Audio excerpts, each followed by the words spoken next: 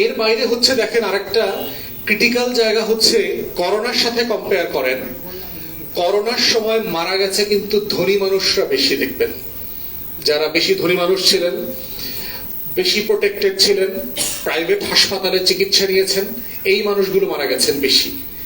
কিন্তু দেখবেন বস্তিতে, গ্রামে গঞ্জে যারা কোনো নিয়ম নীতি মানেন নাই, সেই মানুষগুলো কিন্তু করোনাতে খুব বেশি মারা যায় নাই। এইবারে দেখেন আপনি প্রত্যেকটা মায়ের বাবার ছবি দেখেন, গ্রামীণ নিম্নবিত্ত পরিবারের সন্তান। ধনীর ছেলে মেয়েরা, অনেক ধনী মানুষ গুলশানে বনানীতে থাকেন, তাদের কোনো সন্তান কি হামে মারা গেছেন?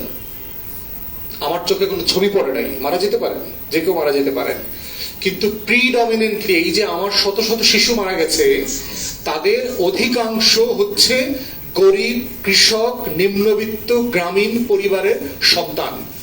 তাহলে এটা দিয়ে আসলে কি বোঝা যাচ্ছে? এটা দিয়ে বোঝা যাচ্ছে আমরা গত 17-18 বছর ধরে যে উন্নয়নের গল্প শুনেছি, এই উন্নয়নের গল্পটা একটা ফাঁকা বুলি ছিল। রিয়েলিটিতে আমাদের দেশে অভাব, অনটন, দারিদ্রতা আগের থেকে অনেক বেড়ে গেছে।